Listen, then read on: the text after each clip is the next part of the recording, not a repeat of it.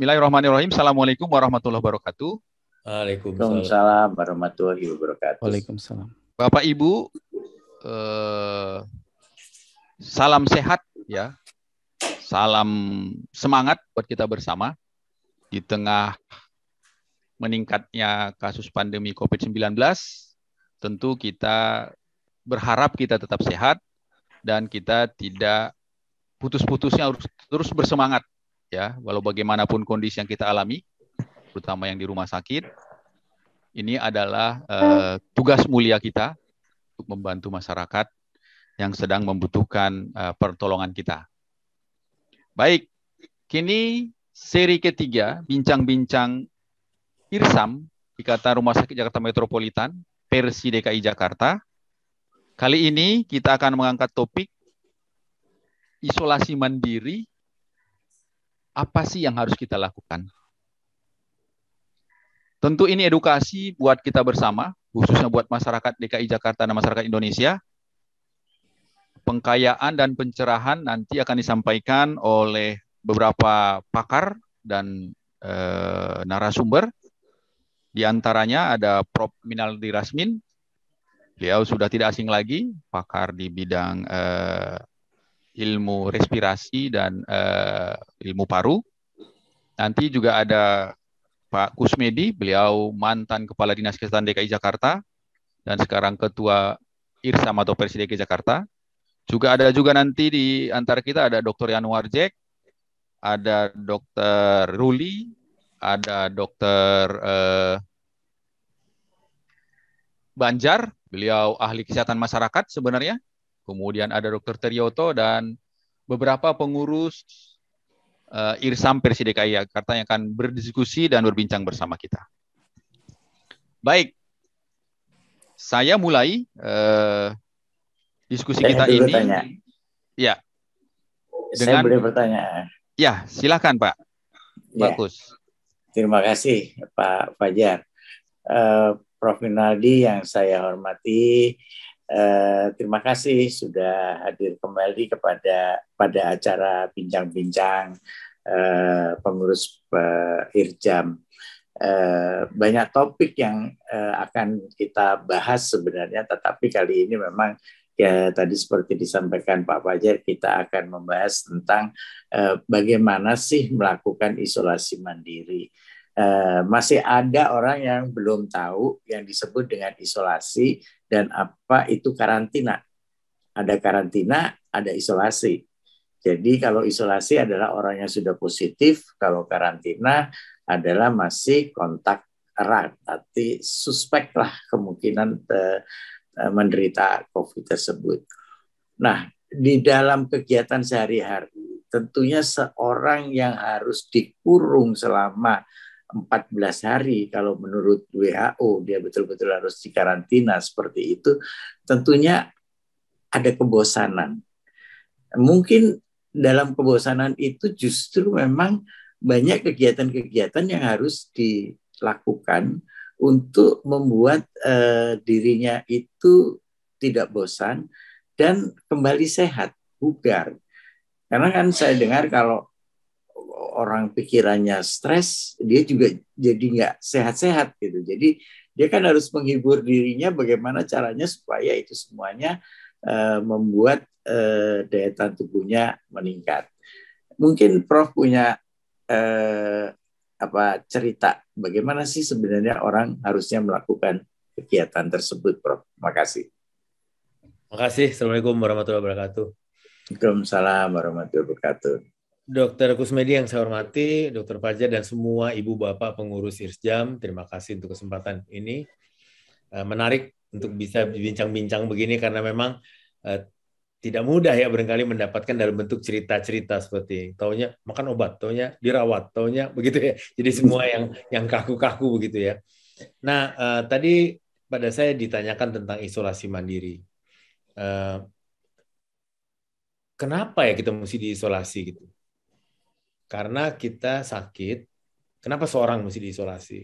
Pada COVID nih cerita kita.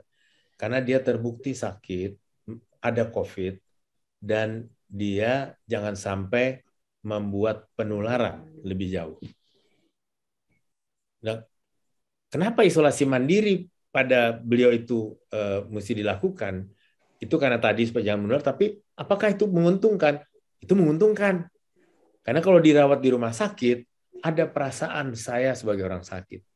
Ada perasaan saya terpisah dari keluarga, dan sebagainya, dan sebagainya. Jadi isolasi mandiri pada seorang yang terkonfirmasi, terbukti COVID, mohon dilihat sebagai sebuah keberuntungan sendiri. Sudah sakit, tapi sisi beruntungnya adalah masih dipercaya untuk isolasi mandiri. Tidak perlu dikurung di rumah sakit. Gitu. Di rumah sakit nggak enak loh, Pak Gus. Ya. Di dalam kamar,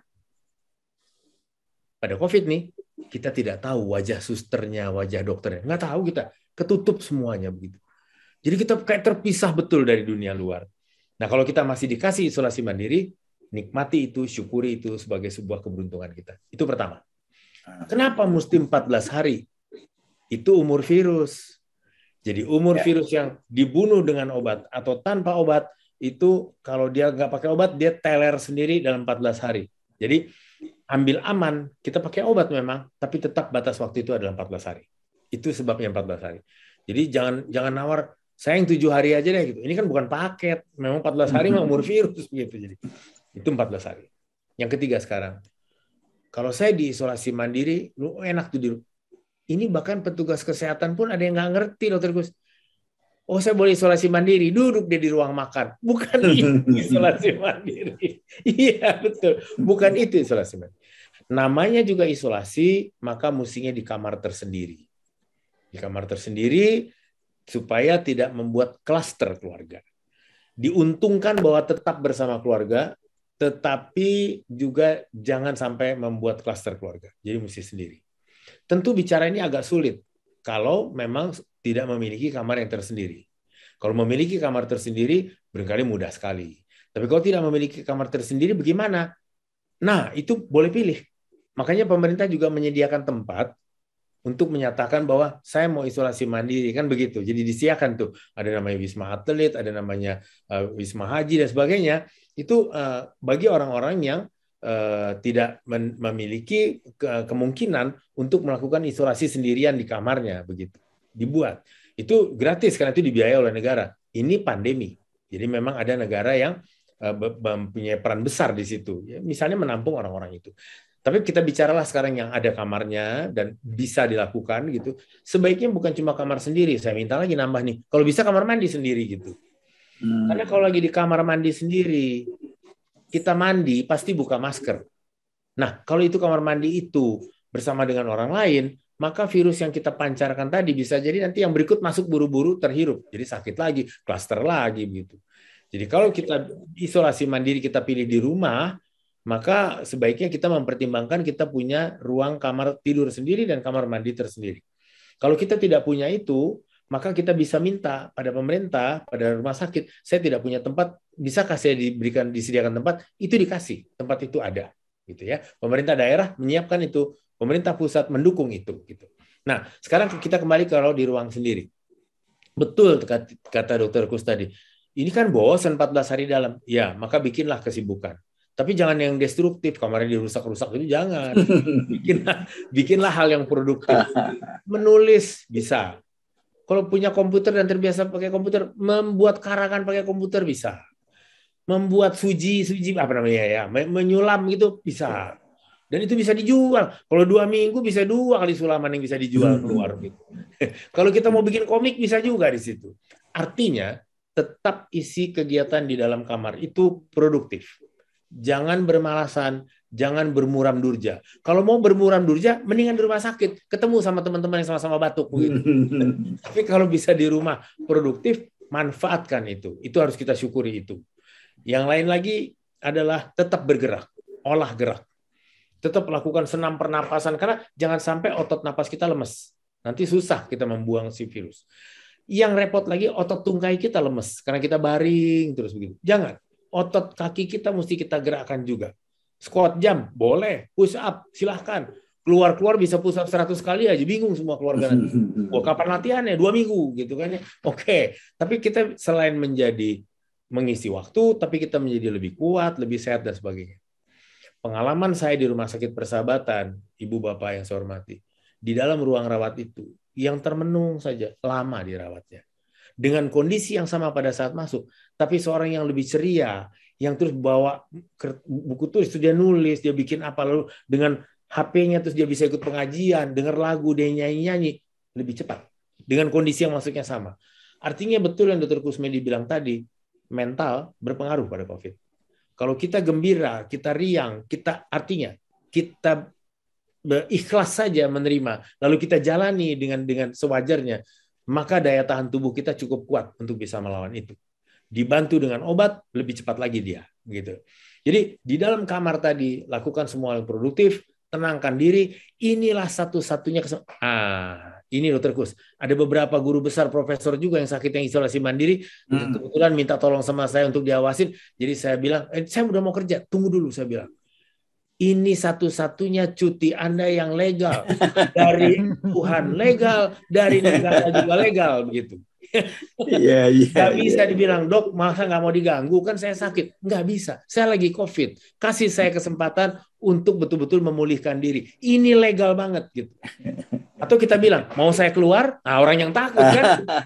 Jadi ini kita syukuri itu. Kita betul-betul menikmati ini sebagai hal-hal yang baik untuk kesempatan kita memulihkan diri kita. Siapapun orang itu, Bapak yang kerja di perusahaan, yang jadi karyawan, yang apapun gitu ya, nikmati ini begitu. Nah, kemudian jangan lupa olah gerak itu harus mengenai tungkai bawah supaya kuat, kaki kita tetap kuat gitu. Jadi kita tidak mengalami yang disebut sedikit-sedikit kasih istilah medis boleh ya Bapak Ibu ya, sarkopeni, ototnya jadi lemes. Jangan sampai terjadi.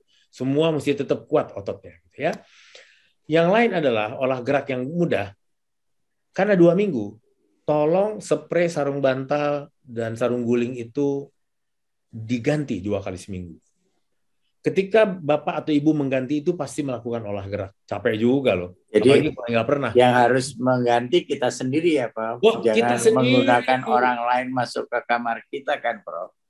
Itu kita jadi penular namanya kan. Itu dia. Jadi sering orang tidak sadar bahwa aku kan bos, ngapain gue juga beresin sendiri. Padahal kan itu sebenarnya bagian daripada terapi ya Prof. Iya. Sebenarnya itu bagian dari pengakuan dia nggak pernah ganti spray, jadi nggak ngerti caranya. Jadi emang gampang ganti sarung guling. Gitu. Itu yang mungkin itu. Itu adalah bagian dari olah gerak. Kenapa mesti diganti? Karena si virus tadi, kalau dia di bantal kita sudah minum obat, tapi virusnya nempel di sarungnya. Lalu kita tidur, kita hirup lagi napas kita, masuk lagi, nggak pernah turun jumlah virusnya. Jadi itu diganti 2 kali seminggu. Nah, mengganti itu, taruh di kamar mandi, baju kita, kalau kita mandi, taruh di kamar mandi, rendam dulu dengan air panas dan sabun atau deterjen, sedikitnya 1 jam. Baru keluarkan dari kamar mandi, kalau misalnya dicucinya di luar. Kalau mau nyuci sendiri, lebih bagus lagi, sehat. Terus terang saya agak ragu. Gitu ya. Tapi kalau mau cuci keluar, rendam dulu, saya ulang nih, rendam dulu dengan air panas, dan sabun atau deterjen 1 jam. Keluarkan setelah itu. Itu hal yang lain. Yang ketiga, kalau kita punya kamar yang jendelanya bisa dibuka matahari pagi masuk, alhamdulillah. Syukuri. Jika kita tiap hari lari dari rumah untuk kerja dan pulang malam-malam jendela udah tertutup juga gitu, sekarang mungkin saatnya kita menikmati udara itu bertukar di dalam kamar kita dan sinar matahari masuk ke dalam kamar kita. Udaranya gratis ya Prof, daripada kita harus beli oksigen, ngantri ke sana ke sini. Kita napas nggak pernah hitung udah berapa, kita mesti bayar itu kan gitu ya. Nah, kalau sekarang Bapak Ibu menikmati teori tentang makan vitamin D3, nggak ada artinya kalau tidak dibantu dengan sinar matahari. Oke. Jadi kalau kita makan vitamin D3, ini mesti ada vitamin D3-nya. Oke, belilah. Tapi untuk apa kalau nanti nggak di metabolisme? Caranya di metabolisme, mandi dengan sinar matahari pagi. Yang sebelum jam 10 pagi, antara 15-30 menit. Cukup, jangan kelamaan. Nanti minggu depan keluar udah gosong hitam, nggak kenal orang. Jadi 15-30 menit kena sinar matahari pagi, itu membantu tulang kita, membantu sistem imunitas kita. Yang tadi kita makan vitamin D3. Kalaupun kita tidak makan vitamin D3, jangan takut, kita bisa dapat itu dari makanan. Ikan misalnya, Beberapa sayur-sayuran itu mengandung juga kalsium, mengandung juga provitamin D3 yang dibantu dengan sinar matahari kita bisa dapat. Tidak perlu semua dalam bentuk obat yang dimakan. Itu catatan saya. Jadi kalau ada pembagian obat gratis, itu sebetulnya menguntungkan buat kita. Tapi sebetulnya dalam hati kita sendiri kita sudah harus lebih biasa untuk memanfaatkan alam untuk menjadi vitamin kita. Gitu. Apa tuh? Banyak-banyak konsumsi provitamin C. Buah-buahan Indonesia. Cintailah produk-produk Indonesia. Nah, gitu kan ya. Yang warna kuning, merah, dan jingga. Iya, warna kuning, merah, dan jingga.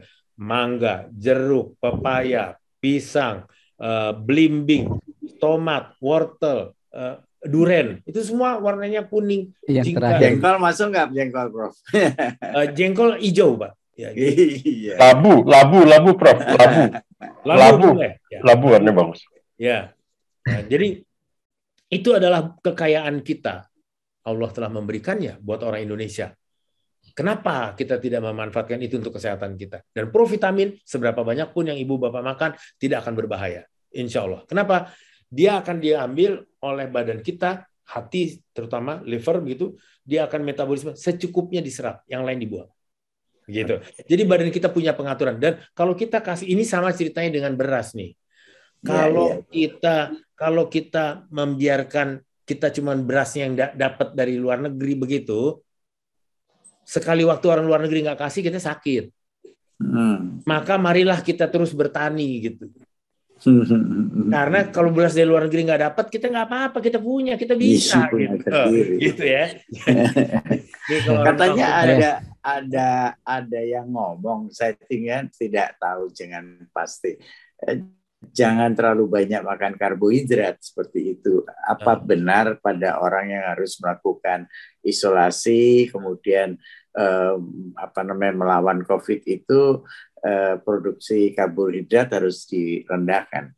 Ya, dibatasi betul. Yang mesti banyak protein, karena protein fungsinya tiga. Fungsinya tiga. Satu, membangkitkan sistem imun. Yang kedua, mengganti jaringan yang rusak. Jadi kalau tadi tenggorok kita rusak gara-gara COVID, dia yang memperbaiki. Yang ketiga, dialah taksinya, transporternya, yang membawa obat ke sasaran. Jadi 3 fungsi protein. Protein bisa kita dapat dari 2. 1 dari hewan, daging, susu, dan telur. Itu protein hewan. Tapi kalau kita ambil daging, yang paling bagus daging ikan. Kalau mau paling bagus lagi daging ikannya, ikan gabus. Ya, nah gampang kan, bagus, gabus, gampang lah kita ingatnya gitu ya. Tapi daging apapun boleh, ayam boleh, sapi boleh, kambing boleh, ya jerapah juga boleh. Tapi yang paling bagus gitu ya. Ada juga susu, ada juga telur, itu protein. Nah pilihan lain protein adalah dari tumbuh-tumbuhan, nabati. Itu kacang-kacangan. Indonesia banyak lagi, Ibu Bapak. Kacang merah, kacang hijau, kacang pandang, kacang kedelai, banyak sekali. Tahu, tempe. Jangan diketawain ini bangsa tempe, itu bangsa kaya protein itu. Ya, tempenya mahal di mana-mana ya, Prof. Nah, begitu ya. Jadi tempe tahu diri juga. Kamu butuh kan, saya mahal. Gitu. Tapi yang mungut bukan tempenya nih, kayak gitu ya. Prof. Jadi, ya. Nah, ini titipan, ada pertanyaan titipan nih dari saudara, mungkin wakil dari masyarakat mungkin ya. Ya. Jadi kan Prof dari awal tadi itu menyampaikan kalau kamar ada jendela buka. Ya. Nah, sekarang pertanyaannya, kan di tetangga itu jendela dia kebetulan ada tetangga jendela juga. Jadi tetangga tuh nggak mau dong dibuka gitu. Nah, kira-kira masyarakat jelasin pada masyarakat, apakah betul nanti itu jendela berapa meter sih dia harus aman dari transmisi dari rumah ke rumah? Itu pertanyaan pertama. Yang kedua, tadi Prof juga menyampaikan terpapar sinar matahari. Seandainya tersinar matahari, apakah kita harus membuka semua supaya lebih mantap katanya cahaya matahari masuk, atau hanya dibuka hanya tangan dan muka saja, apakah sudah cukup? Kemudian pertanyaan ketiga, banyak nih Prof titipannya. Jadi yang ketiga kan boring tuh orang di 14 hari di rumah. Kebetulan dia itu sendiri di rumah. Dia mau olahraga gitu kan. Di halamannya kebetulan ada halaman depan. Tapi kan di depan rumah ada rumah orang gitu kan, tetangga. Dia ingin berolahraga di luar, tapi tetangganya kan tidak mau terima itu. orang kok di luar gitu, apakah amankah dia beraktivitas di luar rumah, seberapa besar jaraknya supaya aman gitu kan. Nah ini itu ke pertanyaan berikutnya, di rumah itu kan kalau semua COVID mungkin di rumah bareng-bareng ya Prof ya, sama-sama tuh bareng-bareng, tapi ada tuh saudara yang lain ingin nimbrung gitu, nah di rumah ini kan sudah sekian hari, hampir dekat 14 hari lah, itu misalnya seminggu lebih. Nah yang saudara yang lain ini ingin di rumah itu tapi baru, akhirnya wah jangan dong, ini nanti keluar lagi. Nah gitu, kira-kira gitu.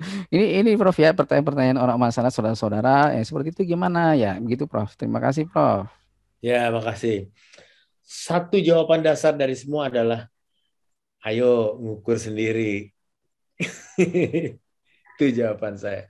Kalau kita tidak bisa buka jendela, ya jangan dibuka jendelanya. Gitu. Kalau kita buka jendela, kita tahu itu kita mengganggu orang, ya jangan. Memang mesti ada rasa dan periksa, katanya begitu ya. Jadi kita punya rasa, tapi kita juga punya periksa, gitu ya. Nah, kita ukurlah. Kalau jendela itu kita buka bisa bebas, ya kita buka. Kalau di sebelahnya langsung jendela orang begitu, ya kita ya tahu-tahu juga kan, teman tetangga kita kan juga nggak mau sakit gitu ya. Dan kita bisa cemar nama kita. Kalau di kampung itu dibilang dia sakit gara-gara si Anu gitu. Ah itu si Anu itu cemar tuh. Jadi marilah kita memeriksa diri kita pantas apa enggak gitu ya. Ya lalu tentang sinar matahari tadi. Kalau bisa seluruh badan kena bagus. Kalau tidak bisa seluruh badan ya yang bisa kena. Kalau kita ngintip sedikit bisa kena segitu ya segitu gitu ya. Artinya ya kita lakukan apa yang mungkin kita lakukan, dan kalau kita tidak mungkin kita nggak usah paksa diri. Nggak usah pula kita mesti naik loteng supaya tidak menularkan orang tapi kena sinar matahari. Nanti jatuh gitu. Jadi jangan gitu. Kita lihat saja mana yang bisa ya. Itu sebabnya kenapa 14 hari dengan harapan nggak begitu juga 14 hari kumannya udah lemah gitu. Tidak berkontak sama orang lain kumannya lemah gitu. Jadi itu sebabnya ada sekat-sekat yang dibikin 14 hari menyendiri. Nah, gitu-gitu itu ada sekat-sekatnya gitu. Lalu kalau kita memang sedang dalam keadaan pandemi, memang sebaiknya tidak masuk orang baru dalam rumah. Mungkin dia tertular oleh kita, mungkin dia penular kita gitu. Jadi jangan, maksudnya yang masuk itu juga orang yang sedang positif. COVID kali. Positif. Jadi tapi baru. Yang di dalam sudah ada positif, terus ada orang positif. Jangan ikut isolasi di situ. Itu bisa membuat varian baru di rumah tuh kalau begitu.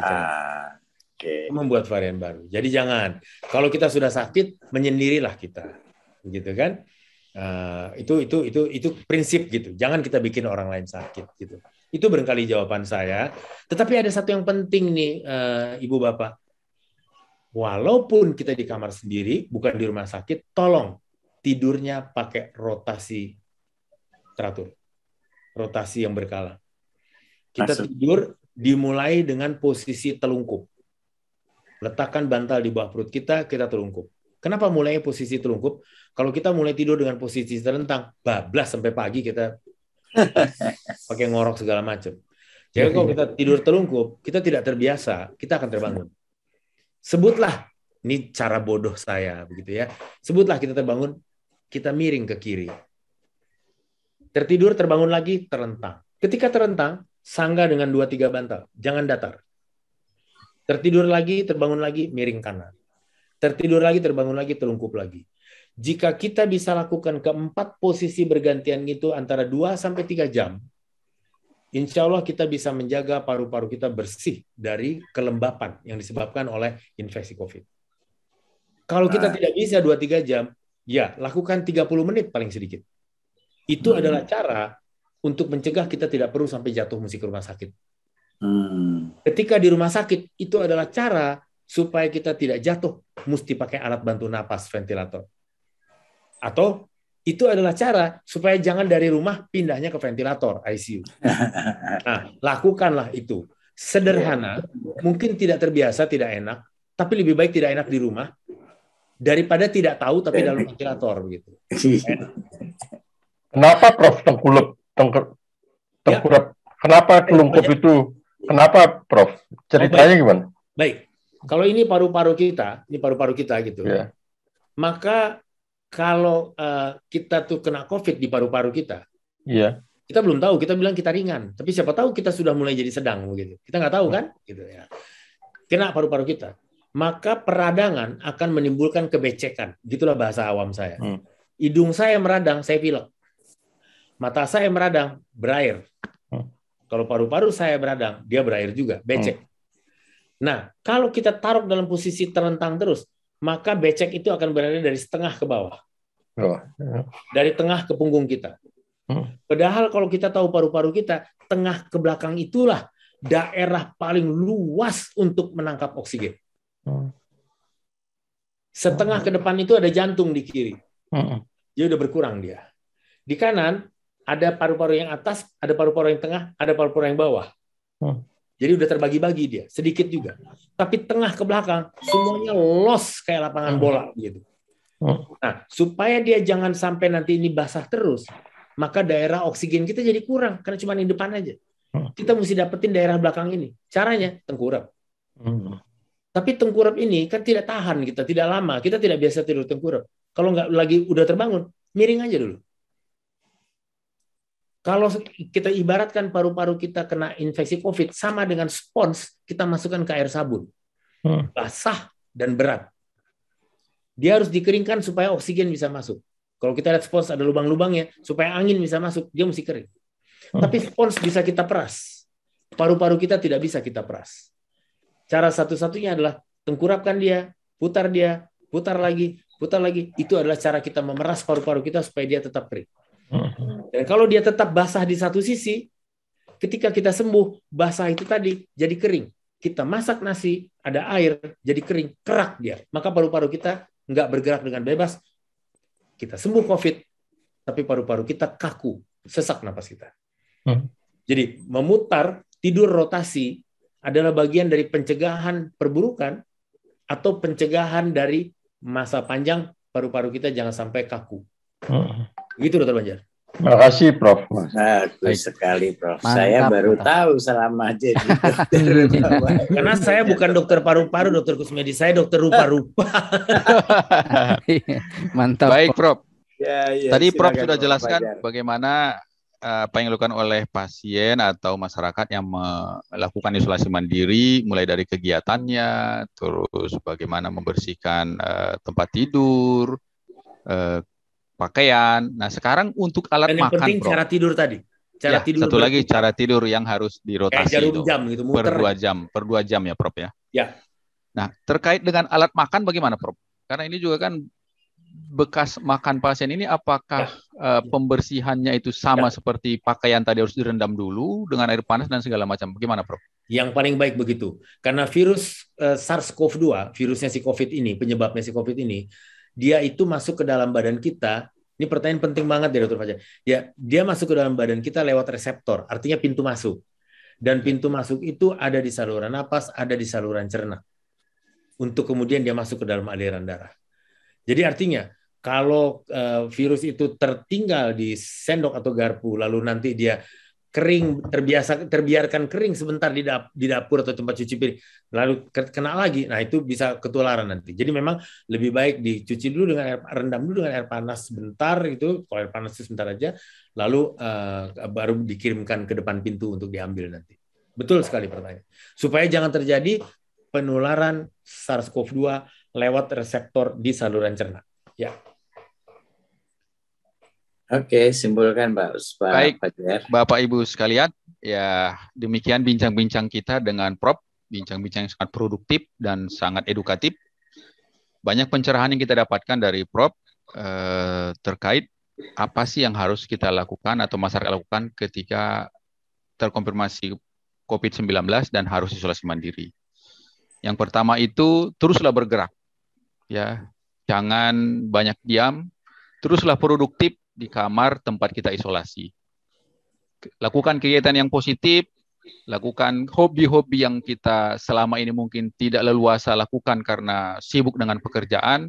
Nah, Prof tadi sampai bergurau bahwa 14 hari isolasi mandiri adalah cuti yang harus dijalankan, ya, cuti yang dapat izin dari Tuhan yang Maha Kuasa dan dapat izin dari kantor. Jadi tidak ada halangan untuk melakukan apapun selama kita cuti dan harus dimanfaatkan semaksimal mungkin.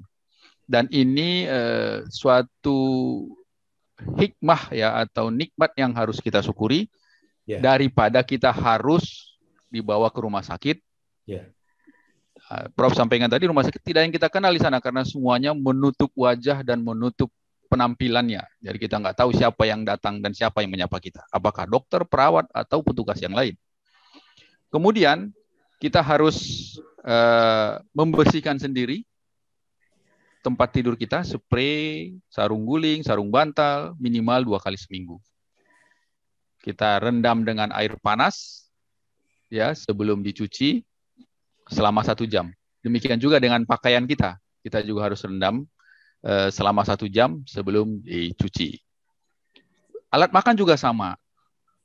Setelah kita selesai makan, pasien selesai makan, alangkah baiknya alat makannya direndam pakai air panas sebelum dicuci, agar tidak terjadi penularan kepada anggota keluarga yang lain. Mungkin itu Bapak Ibu sekalian. Dan satu lagi, ketika kita tidur harus rotasi. Ya, minimal 2 jam, mulai dari tengkurap, taruh bantal di daerah perut, kemudian miring kanan, telentang, miring kiri, dan seterusnya. Ini untuk menjaga agar paru-paru kita ini tetap bisa bersih, tidak menjadi lebih buruk, sehingga kita bisa lekas sembuh terbebas dari COVID-19. Mungkin itu kesimpulan. Terima kasih Prof, Bapak Ibu sekalian. Terima kasih. Bincang dan diskusi kita ini sangat bermanfaat sekali, sangat berguna. Mudah-mudahan masyarakat yang mendengarkan ini bisa menerapkannya.